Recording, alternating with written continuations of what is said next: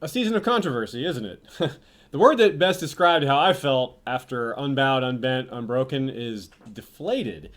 It's too bad because the acting was great, and maybe too great in that final scene, and it raises questions that we might feel uncomfortable about. Preparing today's episode has been more difficult than any other, including book topics that I've covered in the past. And part of that is because it's generated such a strong emotional reaction, and a lot of it's been negative.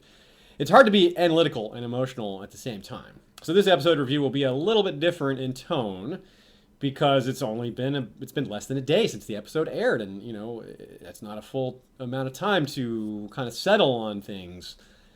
It's already sometimes difficult for us to analyze everything we want to get to before an episode in limited time we have. We rush and we try to figure out everything possible, and we try to take into account all these watching feedbacks and great questions. So it's a bit of a challenge, but this has been a little bit more of a challenge. But no doubt we're still going to have a lot of fun with it. We're going to be critical where we need to be critical, and we're going to stray away from the topics that we just don't want to deal with too much because they're not as fun. But we're not going to avoid anything entirely. We're definitely going to cover everything. Because really, the point, again, this is a good time to reemphasize the whole point. This is a fandom. This is Game of Thrones. It's supposed to be fun.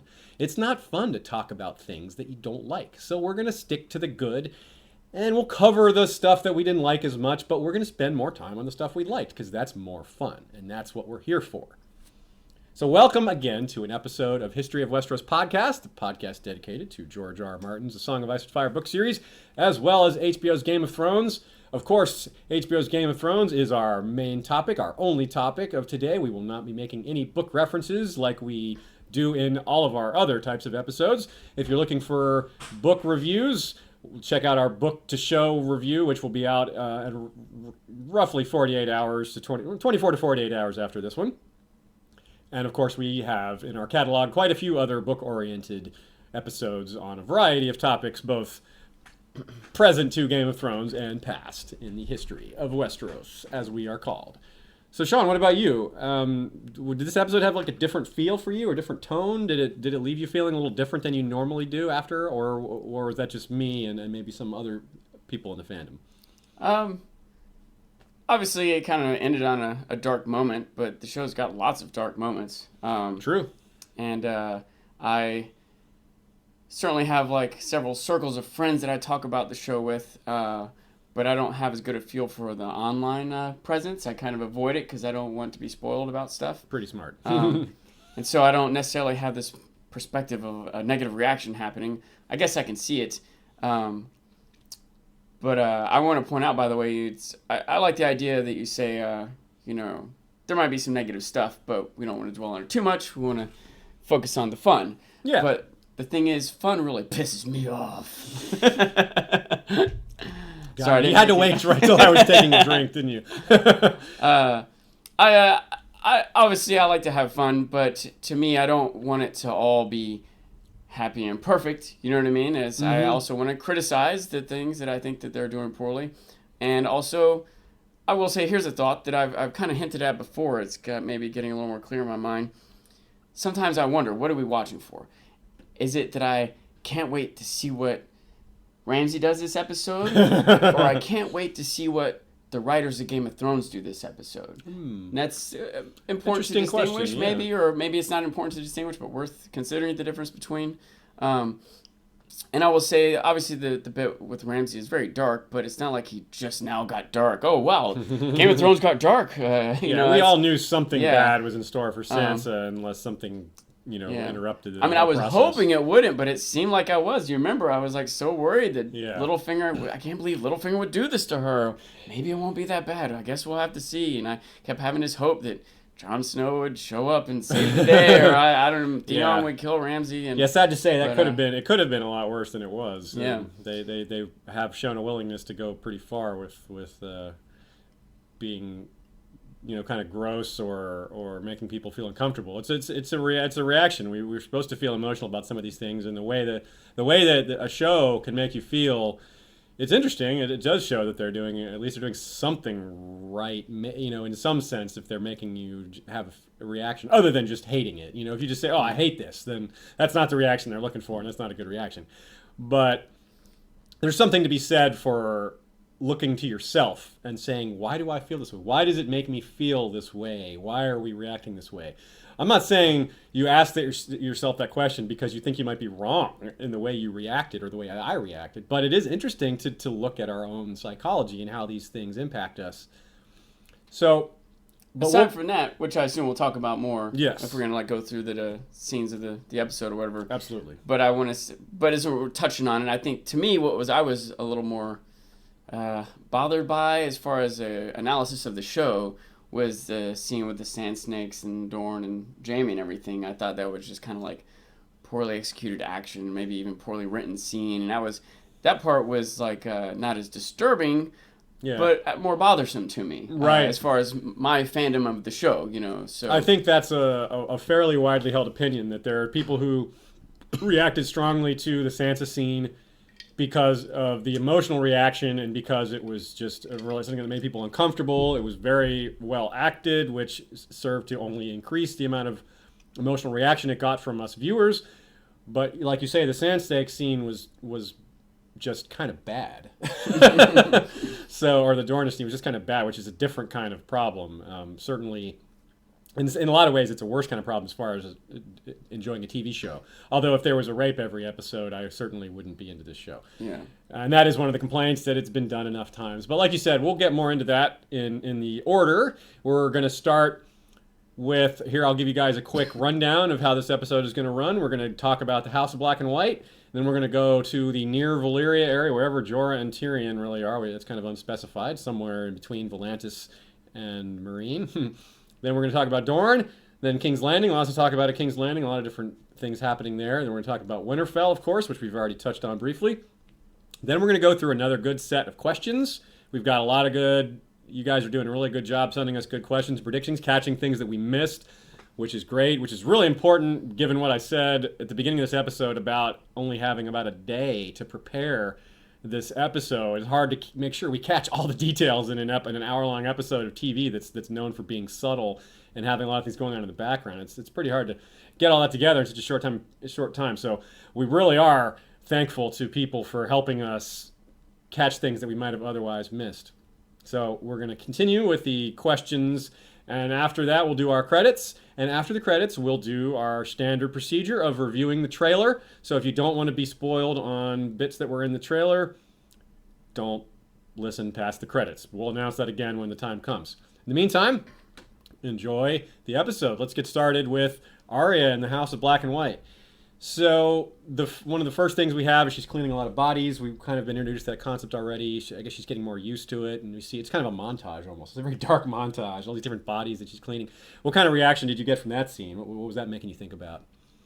Oh, again, I'm mostly in the House of Black and White. I'm thinking about the nature of, how people are or should be inducted into some things, how training works, what's going through her mind, what's expected of her.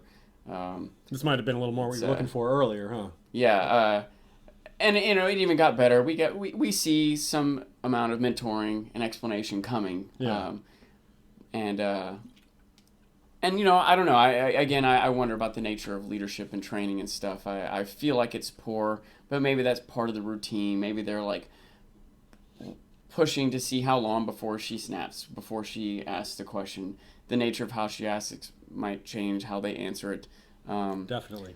But it's nothing else. It's intriguing and tension building. This process that she's going through. So very dark. It's the one thing that was interesting about this episode from a high view is that both the Stark girls, every scene they were in was dark. The setting was dark. They were either in these dark, poorly lit rooms, or outside at night, or way deep in this deep in this temple, in this huge room, and that certainly, and that's contrasted by these outdoor scenes at Dorne and in Valyria where they're out under the sun and stuff. Let me point out it was dark at King's Landing too. The meeting with Cersei and Littlefinger was very poorly lit. Yeah, except for that there were that one brief scene outside with Lancel and Littlefinger, but other than that, yeah. You're right. There were a lot of dark. Even the scene with Olenna and Cersei was pretty dark.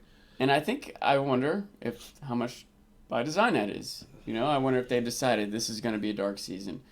Lower the lighting, close rooms, one window, let's add to the tone of the darkness. That's the kind of thing that's really big in TV and movies that goes on behind the scenes that some of us aren't super aware of. We're subconsciously aware of it because that's why they do it. They do these things to. Some people notice it and say, "Oh, the color grading is like Ashea, our other co-host, is very keyed into that, and she makes a lot of great observations about that." I personally have started to notice those things because of her and you, and being more on top of cinematic techniques and stuff like that. And it is really interesting to notice those things, and to notice when they change it. Yeah, yeah. And when they want, it's almost like back in the '60s, it was these techniques were a little more straightforward. For example, in the old Batman show with Adam West, they would literally, whenever Batman and Robin were on camera, the camera would be focused on them straight. But when they would show the bad guy, the camera would deliberately turn sideways. So you'd be seeing them at crooked, and it's almost like, oh, they're crooks. The crooked angle is almost like a pun. But it's a very clever thing. Most people wouldn't even notice that they're seeing that way. But subconsciously, you're told, something in your brain says these are bad guys. Not that you didn't know that they were bad guys. But it just adds to the feeling of the scene. And Game of Thrones does a lot of that. Sometimes it doesn't. It misses, but usually it does a good job. It's the type of thing too that you could, have the good guys straight all the time, and the bad guys in a tilted camera angle. Yeah. But if you could have a bad guy who maybe is in disguise or hasn't been revealed as a bad guy, but he's still presented with the tilted camera angle, it's like a clue, a subtle clue that you can give to a viewer that this guy might be something up. That's pretty neat. So let's talk about this conversation with we call her the waif because that's her name in the book. So yeah, she doesn't really have a name, so we'll just call her the waif because we don't know what else to call her. I didn't even want to call her the girl because he keeps calling Arya the girl, and because that's kind of how my note taking works is like write all the characters down. I don't know how to write her down. Yeah. So we'll just call her the waif for the heck of it because we don't have anything else to call her, and. This scene was started off slightly awkwardly. I was wondering, why is she opening up to Arya all of a sudden with this story? She doesn't seem to like Arya at all. And then, Yeah, I don't want to sound too snooty, but I kind of saw that coming a mile away. I was like, clearly this isn't who she really is. She's, I still was kind of stewing on it after she kind of revealed it. I was wondering how much of what she told Arya was what Arya wanted to hear. Because it was sort of a story of revenge, a kind of a helpless girl taking things into her own hand, kind of how Arya, which I think makes Arya more likely to swallow it, you know? She was smiling, which as you heard the story, her great was like, you get revenge, you go girl, Yeah. That was really well done. Also, the way the music changed, her demeanor changed. All of a sudden, she's like, did you believe me? And the music changes right with it. It was like, whoa, nice. Yeah. Good one. And Arya's like, what are you talking about? What do you mean? Like, did you believe what I told you? Did you you believed every word of that? And it's like, well played, waif. So then we have a similar type of scene where it's the whole judgment of truth telling, but it's kind of flipped, where we have Jaqen. Again, we'll just call him Jaqen. So that's the only name he's been given at this point. And he's asking her who she is, and we have he's hitting her with a switch whenever she lies. And of course, as we see, he catches her in every single lie she tries to tell. What did you think about the fact that she kept trying to lie to him, even though she knew? What does that say? Well, I was wondering a couple things. One, I was wondering if they were attempts at lying to see if she could get away with it, or if they were lies she was telling because she didn't want to tell the whole truth in the first place, or maybe even like errors because she was kind of like rapid fire stuff. She might have just misspoke something, But what I thought was most interesting about that all by far, I just really loved it when she's like, "I hated him," smacks her. That's a lie. Yeah, that was really powerful. And it was like some combination of like. You almost have to assume that this guy just actually knows the truth. He just knows it, And he did seem to. Every time she said something that wasn't true. By the way, a minor side note, it could be interesting to talk about the difference between truth and lie. If you defining those things can be very difficult, Yes. But and maybe that'll be an aspect of all this, and it's called the House of Black and White, and maybe there's Anyway, the idea that on some level he was questioning the truth of whether or not she hated Sandor. That was very cool. Good way to bring that up too, because you know that it's important to get her feelings on Sandor. We never really get that, and this is a great way to bring that back and to explore those feelings and to bring it on screen in a way that wasn't awkward. So I thought that was really well done. I like that scene a lot. Now we go farther. She kind of gets, it's like she's leveled up in her training and gets shown this big, well, huge, creepy room full of faces. So I definitely need to hear your reaction to the room of, we'll call it the room of many faces. The many-faced God. Is that a play on words, or is that? Yeah, I don't know. I was particularly curious by it. I was mostly just kind of like accepting it, trying to observe this thing that's been presented to us. But the one question I kind of lingering in my mind, because we see like these faces of all these people, and we sort of assume these bodies that have been getting clean. That's where they're headed to. Yeah. But I wonder, where are the bodies? Why are they like cleaning the fingernails and everything if they just have the heads mounted? I don't know if that really matters or not, but that was like the thing in my mind, is that I was wondering if maybe every body was like laid out with the head just propped up in the front, and there's these torsos going back behind all these pillars and columns. That is creepy. But how do you suppose they get to the top? It was like, we need that one. Like, climb the face ladder to get it. I don't know. Yeah, that's so. I thought the room was a little bit too big. Well, yeah, it makes you wonder how many crap. bodies come through there a day. How many days a body's been coming through there? You figure a lot of people die. Yeah, but how many of them die and come there? Yeah, that is unclear. I thought, and of course, before the scene, we have Arya giving the gift to this young girl. And I wasn't sure what was going to happen there. I wasn't sure if Arya was like overstepping her authority, whether she should have gone to go get Jaqen and be like, "Hey, this is beyond my pay grade. I'm not the one who can deal out death yet. I'm just, I'm kind of new here." But she did it, and she didn't get admonished for it. So I guess she did it right.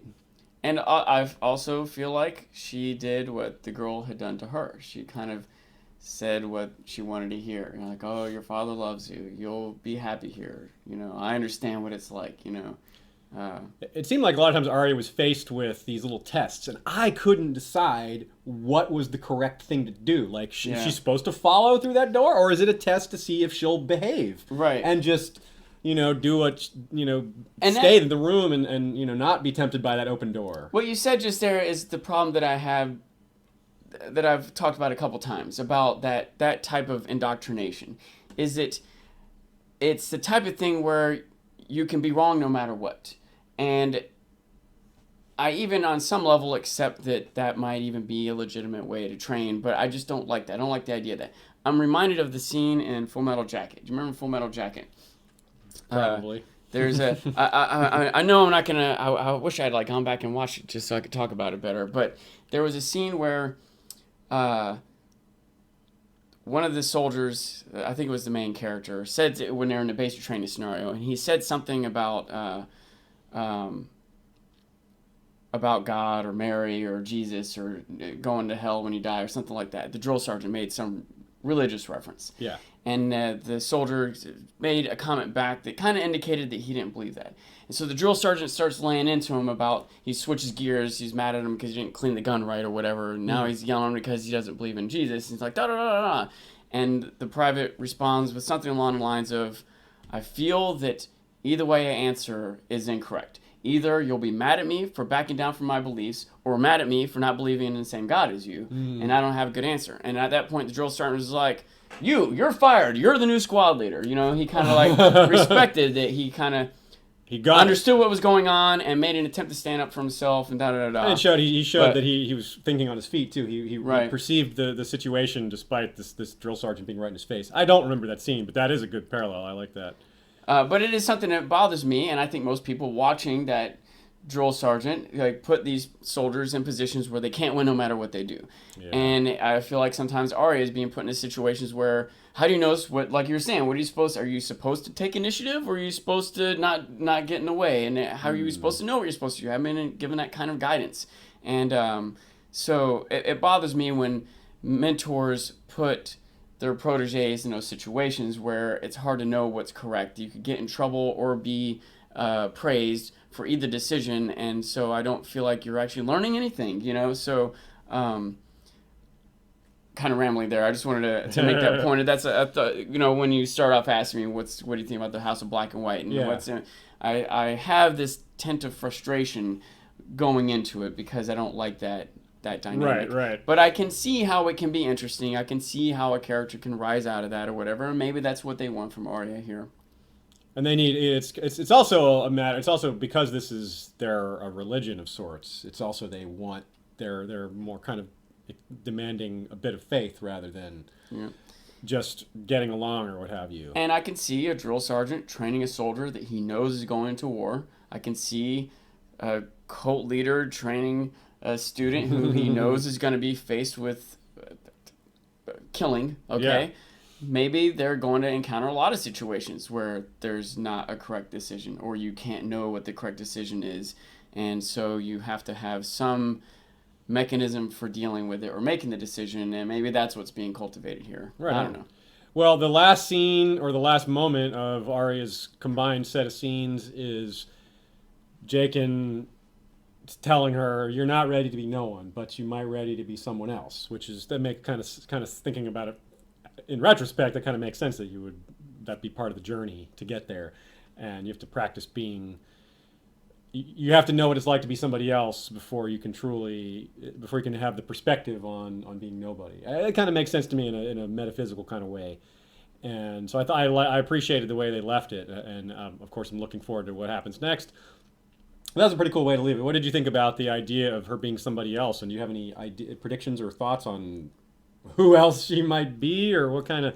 Maybe it could be that they're already going to go send her out to kill somebody, or they could just have her do some really mundane task in someone else's face, wearing somebody else's face, just to get used to being like, I don't know, a street beggar, or just some common laborer, or, working in some palace as some sort of other guy. There's a lot of possibilities. Maybe she'll just be able to play that game without getting beat up. Yeah, right. Because I think that's one interesting thing about what they seem to be expecting from her is the more general life experience you have, I think the better you'll be at this. The more stories you know, the more things you can incorporate into your made-up story about your character. The more you know about how people's characters and personalities work, the better you'll be able to appeal to them when you tell the story, to tell them what they want to hear. And that's a great point. Better, like for example, if she's just Arya of House Stark and her only life experience is in the North. I mean, she's been to King's Landing and all, but let's just pretend she'd only ever been in the North.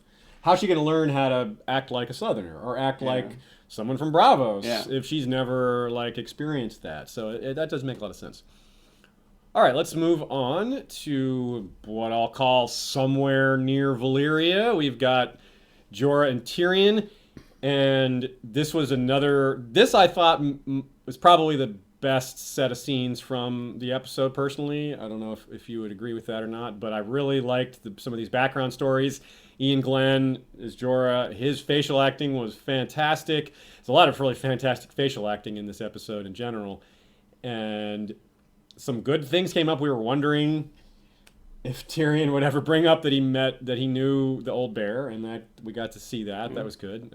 So I'm glad to see that. What did you think about their trading stories and the revelation about Jeor Mormont being dead and all that? What was your general take on all that?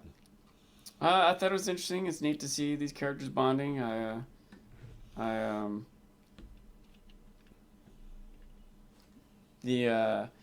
Again, I feel like there's a lot of tension building coming from this, whatever all's going on in the back of my mind, but Jorah has stone, has grayscale, but I'm kind of wondering how it's going to go down. I also especially appreciate how Tyrion is kind of like, let's think how this is going to play out. Come on, Jorah, what's going to happen? We're going to get there, and she's like, oh, happy days, you're back, and you brought me an enemy dwarf. I think it's neat how Tyrion thinks ahead about what's going to happen. And he's making Jorah think about it, too. Yeah, and of course makes the audience think about it. And Yes, so, which is a good trick. uh, And then it all gets kind of blows apart because they're not. yeah. Their plans are all gone awry now. They've been captured by Mr. Echo from Lost, and he's so things are. And Tyrion once again talks his way out of it. A great moment. He's Tyrion. We're kind of used to Tyrion being able to talk his way through tough spots. It's fun. There's good comic relief there with the whole cock merchant comment and the whole guess again about it'll be a dwarf-sized cock. Good moments there. Good all around. They really went all the way with the good background stories. There's some sadness with bringing back Gior and his not awkward, but his sad death, and then we get these comedic moments. But I thought apart from the big plot change and them getting taken by the slavers, I thought the most poignant moment might have been Jorah's point of view on life based on what he's witnessed and saying, look, once you've seen a girl walk into the fire with petrified eggs and come out with dragons and you hear those dragons, you don't know what life is. Or that's not what he said exactly, but it's basically kind of what he's saying. He's like, that changed my perspective. That is, and that is really interesting to me because it's one of the essences of Game of Thrones is perspectives. And that perspective, as long as I've read the books 15 years ago, and again many times since. That never occurred to me about Jorah, that is a driving force. I just always just am caught up with the fact that he's in love with Dany, and that was, to me, that's just always been a driving force. This actually gave him more depth, even in my book version of him, because I've rethought some of his characterization in the books now. I'm like, wow, yeah, he was witness to that event, and very few people were, and the only other named characters who were witness to that are Dany's Blood Riders, and the Blood Riders aren't in the show basically anymore. The only one Blood Rider that she really had in the show was killed in season 2. So Jorah is really the only named witness to that, and it's a really, really big, like, if you witness something like that in the real world, that would totally change you. Obviously that's kind of a weird thing to imagine happening in the real world, but just any kind of thing that you see versus something that you hear about, it's a really big difference. And that's an important distinction for a lot of us book readers in terms of some of the other things that happened in this episode, because there's a lot of awful things that happen in the books, objectively worse than some of the things we've seen. But when you see them on screen and you have great actors with their facial expressions in horror and in cries of anguish, that really hits home. So that took me down quite a path of thinking, just that one scene that I thought was great because it expanded on my love for the books as well, which is a hard thing for the show to do. I've only read the first book so far, so I don't know how Jorah's character plays out beyond that, because it ended on that note. So right.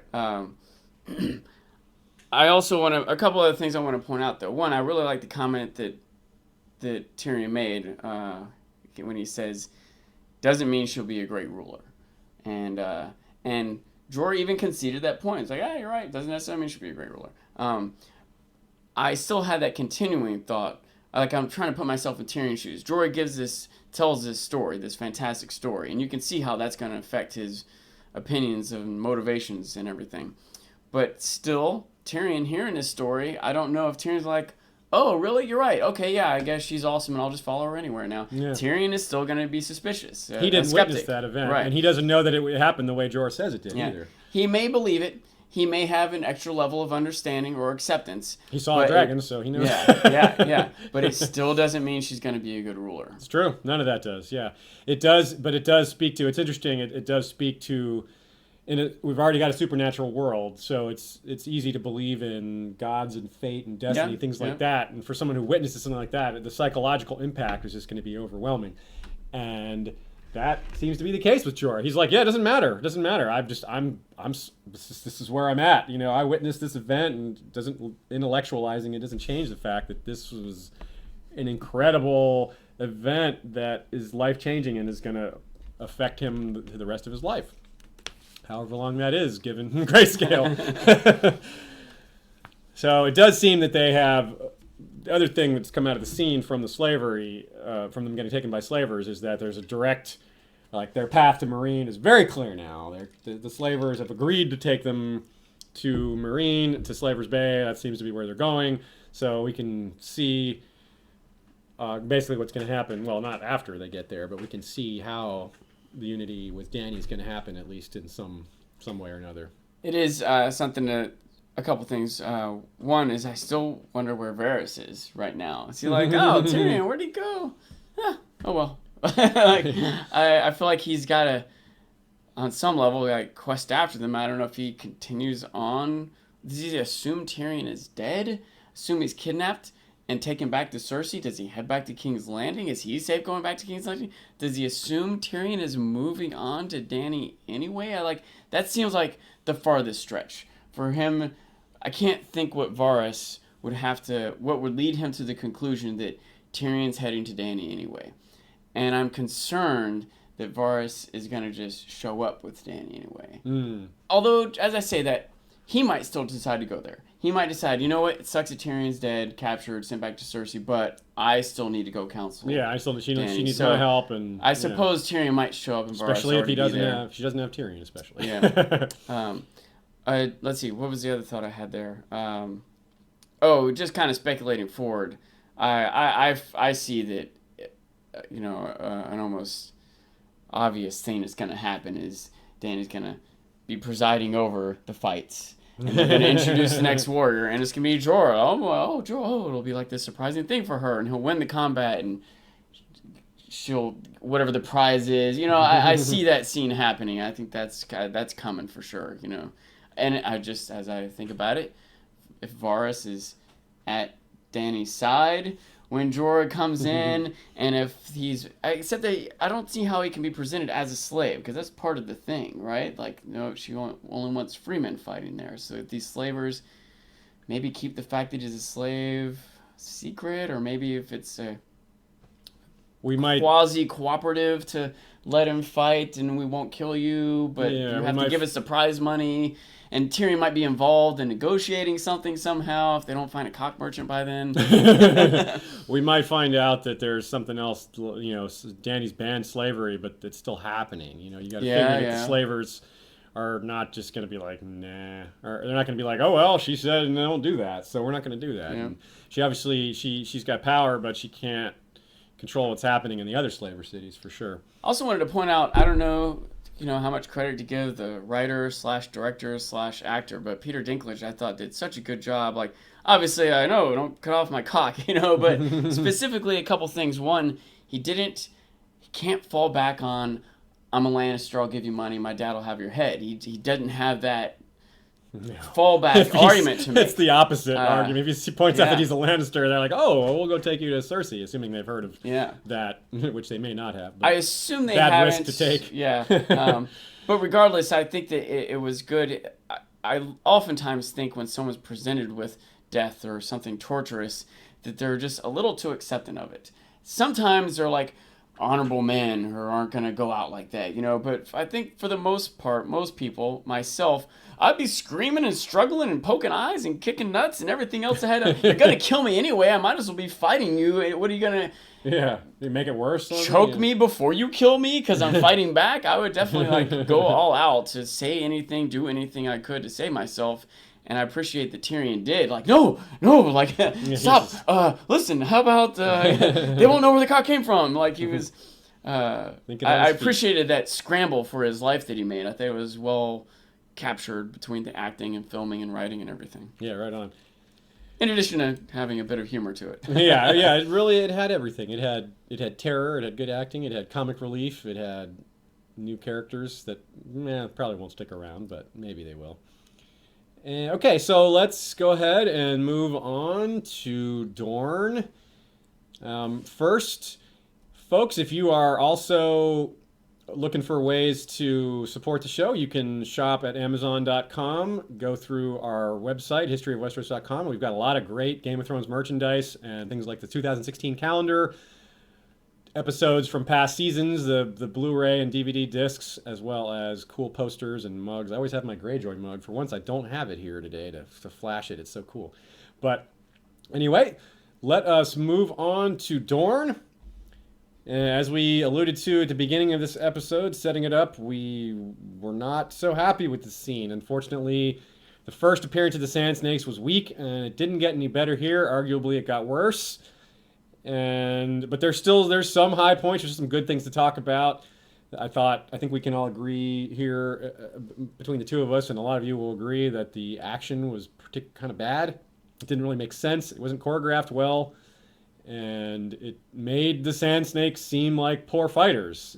Two of them on Braun. Braun's a badass, but they're supposed to be badasses, and Jamie is not. And yet Jamie was able to hold off Obara that whole time, which it just doesn't make sense to me. It's just a lot of flaws with the action. But hey, TV show action is rarely good. Even in this show, it's often takes liberties with reality that we're all just kind of used to. And we all just kind of say, that's TV show action. That's how it's done. So there's not much to say about that. It wasn't that well done. Oh well. What else happened in this scene? What do you think about Tristane and Marcella? That's a new kind of... We kind of knew that there was something going on with them, that there might have been a real romance. Now it's confirmed. What do you think about Tristane? Is he honestly in love with her, or is there something else going on? He does seem to be a bit older than her, so... I mean, I don't know. I don't know what honestly in love means. And in fact, I probably thought I had a better idea when I was a teenager than I do now. So I don't think he's necessarily So they know better than you because they're teenagers. Yeah, right? Exactly. I don't think he's necessarily disingenuous, although he might be. But I think it's more likely he's just naive. Yeah. I also will say that I didn't necessarily have particular expectations from the Sand Snakes. I imagine in the books they're like touted and built up as these, deadly warriors that on some level maybe they've been brought up that way in the show too, but not particularly. So, and also Braun has been presented as an excellent warrior. Mm-hmm. So, however much a badass these girls are supposed to be, I didn't feel it was like that crazy that he was standing up to him. And I also feel like Jamie, as awesome as he was, losing one hand, I feel like they've played up too much how worse that makes him. Long story short, I wasn't so troubled with the action. Not saying it was good, and not saying there aren't reasons other people might be more troubled than me, but I, who usually do pick on action, wasn't as bothered by that as I was by a couple other things. One, I felt like the reaction time took too long. No one shouted a warning. No one yelled help or guards or drop your weapons until they were right there. You know what I mean? Yeah. No one from a distance said, hey, they're fighting. Hey, call the guards. No guards from a rooftop yelled, you stop, hold it there. No one shot a crossbow. Like they were just there all of a sudden. Suddenly they were there, and then once 14 people arrived, then someone said, drop your weapons. Which sort of makes sense. It could be a good way to do it. He's like, yeah, they're not going to notice us. Let's make sure we have them surrounded so they can escape. It kind of makes sense. And again, even that, I'm nitpicking, and it could have been done different or better. But overall, I will say I understand what they're trying to do with the scene. They need to get everyone together and get them captured, and we're going to have Doran talk to everybody. Yeah. So I think it was rushed and poorly executed. Kind of silly for them to just get there at the exact same moment. That was just... Yeah. But sometimes for the sake of adventure and excitement, the show is going to be about crazy things happening, and here's one of them, Yeah. But there's the other thing that bothers me a little bit more, though. There's crazy coincidences in the books, too. It's not out of line. Yeah. But this thing that bothers me a little bit more... And the Red Letter Media review of the original, not the original, but the new set of Star Wars movies. Not the new ones coming out, but episodes 1, 2, and 3. Yeah. Something that the guy that does that review, which, by the way, if you haven't seen it, it's really funny. You should check it out. It's this hour-long in-depth analysis where it'd be really easy to say, Jar Jar Binks is stupid. But he actually goes into this analysis of character and plot development, all the elements of film and literature, and tries to really critically break it down. I second that recommendation. Cool, yeah. Well, one thing he does is he sort of man-in-the-street interviews, and he has people describe different characters.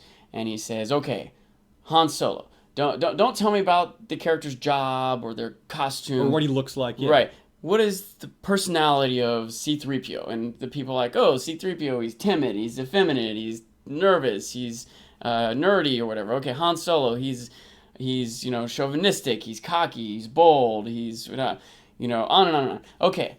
Qui-Gon Jinn. Yeah, no one had any answers. They're just like stoic. Yeah, like princess. tall. You know. Yeah. Well, nope, can't use physical descriptions. How about what was her name? The princess. Amidala. Yeah. Natalie Portman's character's there. All right, describe her personality. What was her character like? She had makeup. No, she was. Yeah. Yep. And I feel that way about these sand snakes. I can't distinguish one from the other.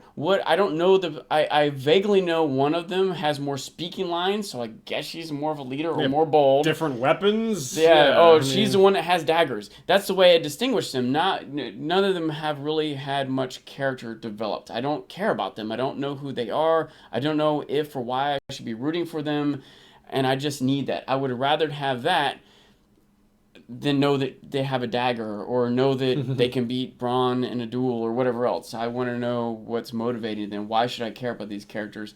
Maybe it's coming, but so far it seems like they're just images on the screen and they're not going to get developed. Yeah, we'll see. They're kind of caricatures. Yeah. Now, a couple other characters, a couple other moments. So we talked about Marcella and Trystane briefly. A lot of that we'll just kind of have to wait and see how that develops. Arya Hota, the big badass with the huge axe that was the captain, the bodyguard, and the captain of the guards, mentions that it would be a good fight with him and Jaime if he was still whole. I thought his acting, I think, is pretty good, although he hasn't gotten to do much yet. He's just been kind of solid, and I'm kind of looking forward to maybe seeing more of him. Any thoughts on him, or is he just kind of the same kind of thing? He's not very developed yet. Yeah, at least with him, I don't think they're like trying to thrust him in our face as a character. He's almost literally been in the background until just now. He finally like stepped forward and had a speaking line, and I won't be too negative if his character is simply the guy with the axe or stoic. It would be awesome if they develop him more, but he doesn't. So far, isn't being presented as this central feature character like these sand snakes are. So I was expecting more from the sand snakes than I am from him. We'll see. It'll be cool if they have him be developed better, but I feel like we've got enough like big, strong warrior characters developed. You know what I mean? I was hoping to have a different type of character developed, but we'll see with that too. Right, and definitely hope we get to see more of Doran. He's a great actor we know from other movies and TV shows, and I really want to know what his deal is. What is he up to? What is his plan? How is he going to react to this uprising? He's got Jaime Lannister in his hands now. That's a big deal. If he's a man of peace, which he seems to be, he's not just going to chop Jaime's head off or his other hand off. Or his cock off. Oh, yeah. You can see the cock merchants are big in Dorne as well. And Bronn, though. What about Bronn? I wonder about that wound he received. The Sand Snakes are daughters of Oberyn Martell. Is there a chance he was poisoned? Yeah, I don't know. I had that thought, that fear. They definitely seem to kind of like feature it there. And I make sure we saw that, and I couldn't tell if it was a setup to the comment he makes as they're sort of being arrested. He's like, "You fight good for a little girl." I didn't know if that was like, because you drew blood from me, I'll give you a compliment, even if it's backhanded, or if that was foreshadowing to next episode when Bronn is losing consciousness. And yeah, the one thing about that made me think that she didn't poison him was because why would she get so angry at that insult? She could just be like, "Dude, you're about to drop dead. Yeah. I just poisoned your ass." Why would she be? She'd be more. I don't know why she'd be upset about that. Well, one reason might be because she's hot tempered, but I don't really know. I don't even remember which character that was. I don't know. So yeah, I don't know if she's hot tempered. While we've only seen her be nice to cozy up to her mother and then fight. Yeah, it's really, you're right. That's all we've seen. We know she wants revenge. We know that all the Sand Snakes and Ilaria said the Martell words, even though none of them are technically Martells. So anyway, well, let's move on. Let's go to King's Landing. We have a lot happening at King's Landing. There's a lot of time spent here. Let me ask you, should we save more speculation for the end of the episode, or should I talk about it now? We'll save it for the end of the episode, because some of the listener questions will lead into some of those things. Yeah. So let's talk about first Lancel and Littlefinger at King's Landing. That was an interesting confrontation. What did you think about? Did you think that maybe it was inconsistent that they let Littlefinger go, or do you think there was more to it, or just in general, what did you think about that confrontation? I can see it being inconsistent, except I think that there's lots of inconsistencies. I don't think it's a writing inconsistency. I think it's a decision of the character or decision of the organization inconsistency. we saw a whole scene with Elena pointing out inconsistencies in Marjorie. Like this. Yeah, but this. Well, you're the queen's, da da da. So I feel like it's an indication on some level that there is a bigger plan, that there's coordination with Cersei. And in fact, that was even if on some level Lancel might have wanted to take things into his own hands and get revenge on Littlefinger or assert himself or whatever, Littlefinger said the right thing. He's like, I'm on my way to meet with the queen. Do you want to let her know that I'm being held up? And Lancel's like, oh, I'll get you later. He handled it well and with confidence. And don't forget that the mention of Cersei is likely to get a reaction from Lancel. Possibly, that might weaken his resolve a little bit because he realizes that's his big sin as well, and anything to do with her might be that just bringing her name up might be the way to handle Lancel, at least in the short term, because he's got his own guilt on that, and he also knows that that hasn't come up yet. It's still a kind of something that we're kind of waiting to get revealed. Cersei's own bad deeds coming out and how that's going to play out, especially with how Lancel is involved in that. There was a really subtle little moment, which, by the way, I've noticed a lot of really subtle little facial expressions that are a big part of why I love the show and certain characters. And the camera work, too. Littlefinger was, like, approaching the foreground, like he was coming toward us. And in the background, we see Lancel and these other monks, and his name is called. And Peter stops, and just there's this split second of expression on his face, because you said he was confident or brave, or I can't remember. Yeah, he was not intimidated. I think he was intimidated. Oh, okay, well, he held his front. Yeah. He kept up the facade, because there was this look in his face of this, oh shit, but then he put on a smile, turned around, and said, hey, what's up? You're right, I didn't mean that he was feeling confident necessarily, but he was certainly acting confident. Played the role properly, yes. But I appreciated that little moment of editing and acting that let us see that in his face, that he recognized there's trouble afoot. Yeah. I'm in danger here. I better get my game face on. Yeah, you wonder how much he was warned ahead of time that this would be the case by his agents or by, who knows, or his spy network. His own intuition, he probably understands in the first place what's going on. Yeah, I mean, we already know that he was corresponding with Cersei.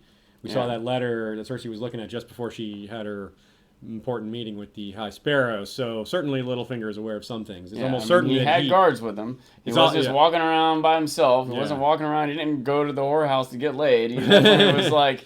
had his guard up, and I think, and I wonder, even if he didn't know, I still think he's kind of quick on his feet.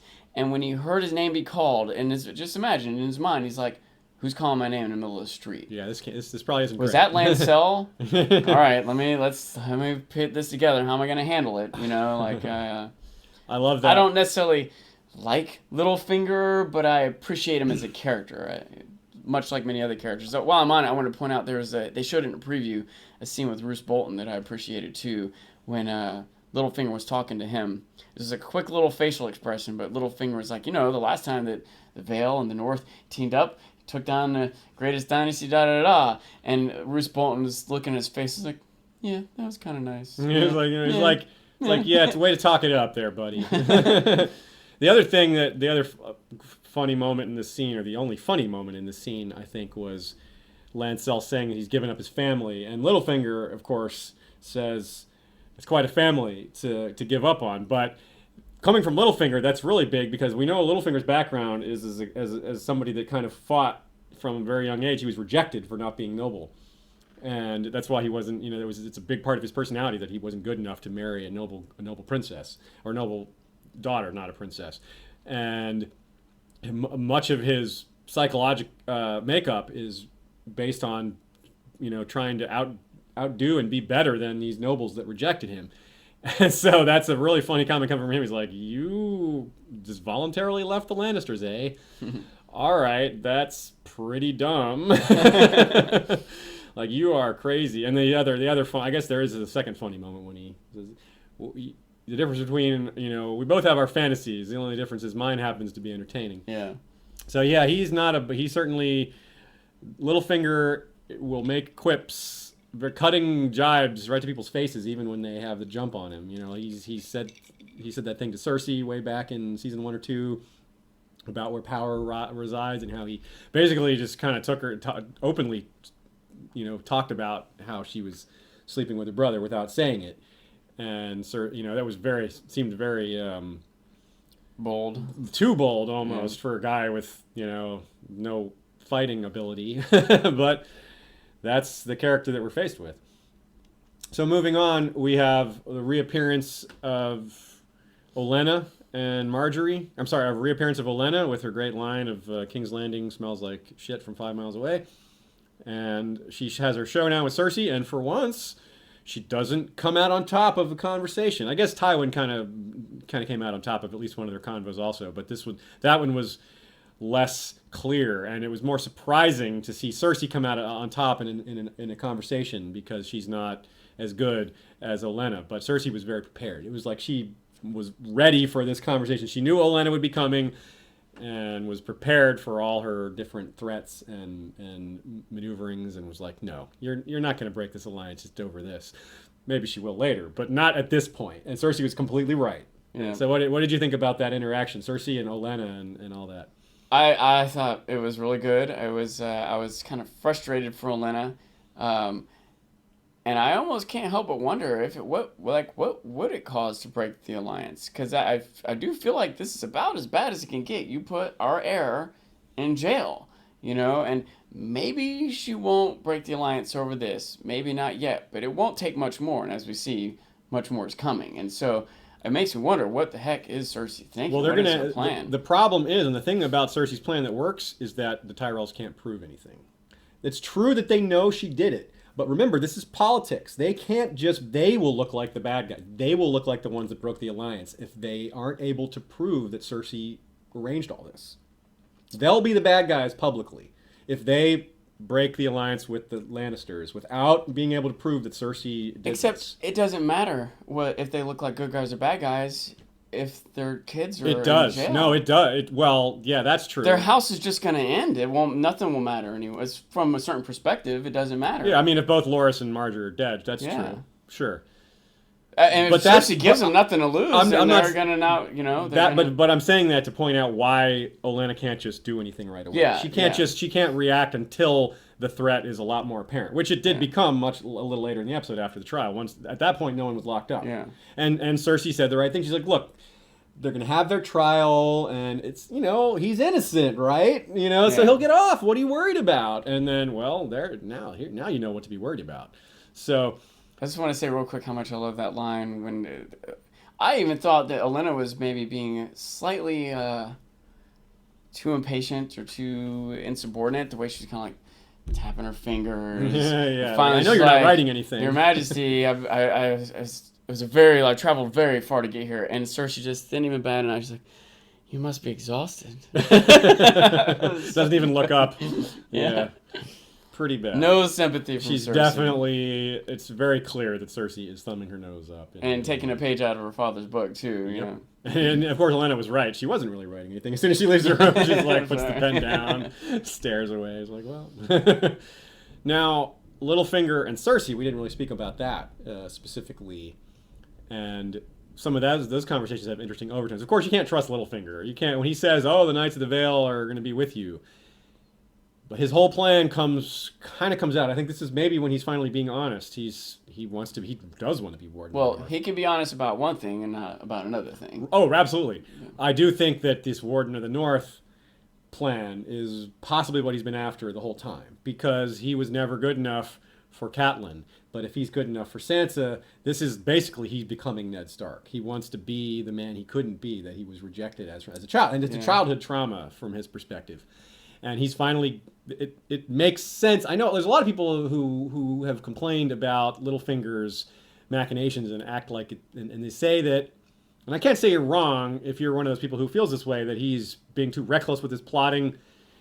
The only thing that I think is weird about all this, I think his plotting is fine. I think what he's doing is dangerous, but that's what Littlefinger does. He's taking a calculated gamble, and he understands the flow of information, and he's doing kind of what we predicted. We knew he would have to say something about Sansa, because it would be unrealistic for people not to find out, since she's not being concealed. She's not masquerading as Elaine or anything. She's Sansa. And so, kind of what we predicted. Littlefinger sets up the Boltons, and then acts like he's on the side of the crown and is like, look what the Boltons are doing, you know. Yeah. So this is his way he's just putting everybody against each other, conserving his own strength, and acting like he's doing something important, even though he set up the situation that needs resolution. So it's very deep and subtle, and pretty cool. But I don't really know how it's going to go. It could go a lot of different ways. You never know if is he going to succeed. Is it going to work for him? Is the Boltons? Bruce Bolton is a wary man. He's probably at least on some level isn't totally sold with Littlefinger as an ally. So he might have something that he had in mind in case something like this happened. What are your thoughts on that? I certainly spoke on that for quite a while there. Yeah, I have wondered a lot about this. And by the way, that is a neat thought, him wanting to like put himself in a place from his childhood. The person he had to beat was the heir to the North, right? Yeah. Ned's Brandon, brother. yeah. He He challenged him for a duel, which was crazy at the time, but he was a little kid. One subtle note too, I do remember in the book, you point out that Littlefinger doesn't have fighting ability, and I certainly don't think on any level he's a great warrior, but I don't know if it's fair to say he has no fighting ability. Because, and maybe I'm reading too much in it, maybe gears shift throughout the books, but in the first book, he was demonstrated as being somewhat nimble on the cliffside, traveling with Ned. Do you remember that scene? Yeah. And with the knife, too. He was like flipping in his hand, threw it against the wall. Yeah, and he seems like he's agile, but there's no indication uh, that he trains at all. And no, but he did join that joust. He had some amount of confidence. I'm just saying, I don't think he's the joust? when he got cut by in the tournament early on, right? Didn't he? He didn't fight in the tournament. He didn't fight in the tournament. How did he get cut? How did that happen? Littlefinger? Yeah, When did he get cut? big scar up his chest from. That was fighting Brandon. Yeah, he That joined. wasn't a tournament. Was it a He tournament? challenged him to a duel. He just challenged him. Yeah, because Okay. he loved Catelyn. He wanted Catelyn I to thought pick that him. was a duel that was part of the tournament. No, Okay, that okay. was just a straight up duel. Regardless, he has a willingness to fight and maybe some level of competence. Again, I'm not trying to say he's like a great warrior. Or anything, I'm not but, sure about that. but I don't think it's- he's ever like tried to be good with the sword. I'm just comparing him to Varys, for example. Remember his early season 1. He talks about how that's not me. He's like, that's not the kind of person I am. I'm gonna win my way, and his way is not fighting and doing that. Anyway, So I imagine that when he was really young, because he was a ward of the Tullys, and all He young might have been men getting are taught to trained fight, at he was that getting time, trained, but. yeah. It may have been the fight with Brandon that showed that he just wasn't. He wasn't okay. It was like, well, I'm not good at this.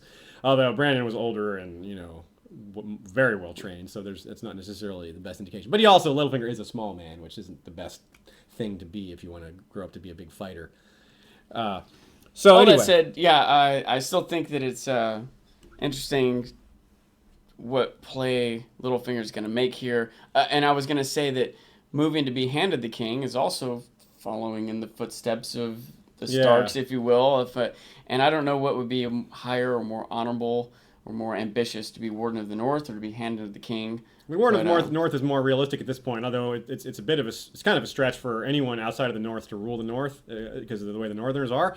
But I have to back off, obviously, on my prediction that she'll name him Hand. I thought that was a decent chance of that. But one factor I didn't really consider is Cersei just looks down on him too much. She just thinks of him as a little bit, she just denigrates his. She knows that he's important in some way, but she looks down on him in terms of his birth and all those things. And I think that is, she's a little too snooty at this to put him in that position. I think. I could be wrong, but maybe I shouldn't back off of my prediction, but it doesn't look very good anymore. It does. Prediction. I do see what you're saying about her being maybe a little more elitist. Yeah. A and B. She doesn't care who's in charge of the North. Screw the North. Sure, Littlefinger, go be in charge of the North. She also doesn't understand how the North is. Yeah. And Littlefinger is kind of using that to his advantage. She's like, well, Cersei's kind of ignorant about all this anyway, so I'll just do my thing, and she won't know. But whether or not his troops are actually going to go support Stannis and beating Roose, or whether or not his troops would turn on King's Landing itself, whether or not his troops in Vale would follow him into any of these battles one way or the other, I'm not sure. And especially when I start to wonder about at what point is Olenna going to be like, that's it, you're not getting Tyrell support anymore. How easy will it be for Littlefinger, who already seems to be in cahoots with Olenna, to, you know what I mean? Mm-hmm. They worked together before. They might, and now they're back in King's Landing together. In fact, this is what I think. I think that Littlefinger is feeding Cersei, false confidence. Yeah. And him and Olenna are just going to easily just... It'd be pretty easy to bring her down at this point. She's kind of stuck her neck out too far. Whether or not...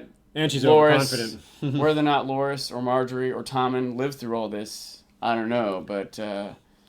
You're right. Yeah. It's one thing that could get out of Cersei's control really fast is you're right about one thing that I hadn't fully realized, which is that if Marjorie and Loras are dead, which, that's a pretty big prediction to make. I don't necessarily see that happening. But if that does happen, then yeah, Cersei has no more leverage.